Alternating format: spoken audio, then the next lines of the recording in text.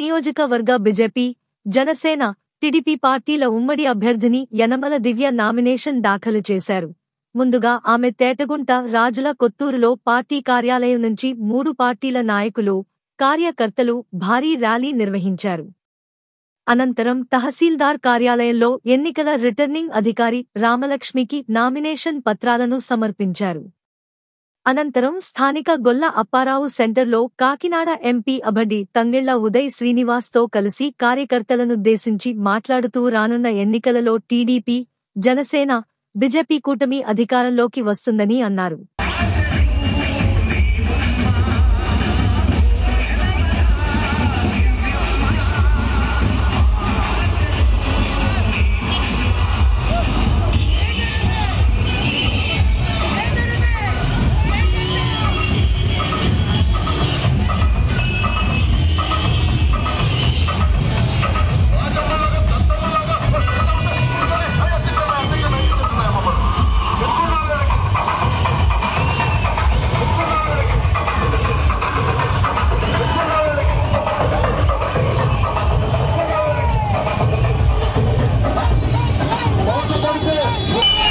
వాళ్ళిద్దరిని చూస్తుంటే, జనం వాళ్ళ వైపు చూస్తుంటే వాళ్ళ కుటుంబమే 1,00,000 మంది ఉన్నట్టు ఆ ఆదరణ కనిపిస్తుంది. అందరూ కూడా ఒక ఫ్యామిలీ మెంబర్ లాగా వాళ్ళని ఓన్ చేసుకుంటున్నారు. అంటే 40 ఏళ్ళు నన్ను ఒక ఆడపడుచులాగా గౌరవించి మీరందరూ 3 మండలాల నుంచి, అలాగే తుని టౌన్ నుంచి ఇంత జనసందోహంతో వచ్చిన మీ అందరికీ నమస్కారాలు, కృతజ్ఞతలు.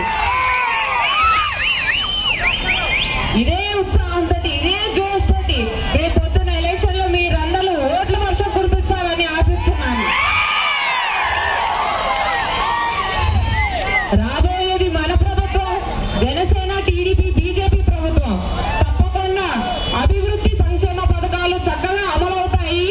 అలాగే మన తునికి సంబంధించి హౌసింగ్ కానీ, రోడ్స్ కానీ, డ్రైనేజ్ కానీ ఇవన్నీ మనం మెరుగుపరుచుకున్నాం.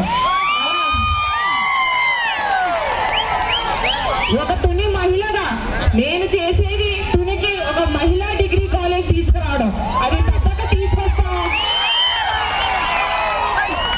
అలాగే మన యువతకి ఇండస్ట్రియల్ కారిడార్ తీసుకొస్తాం, వాళ్ళకి ట్రైనింగ్ ఇచ్చి ఉపాధి కల్పిస్తాం. ఈ 2 ప్రామిసెస్ నా తరపు నుంచి మీ తుని మన తుని నియోజకవర్గానికి.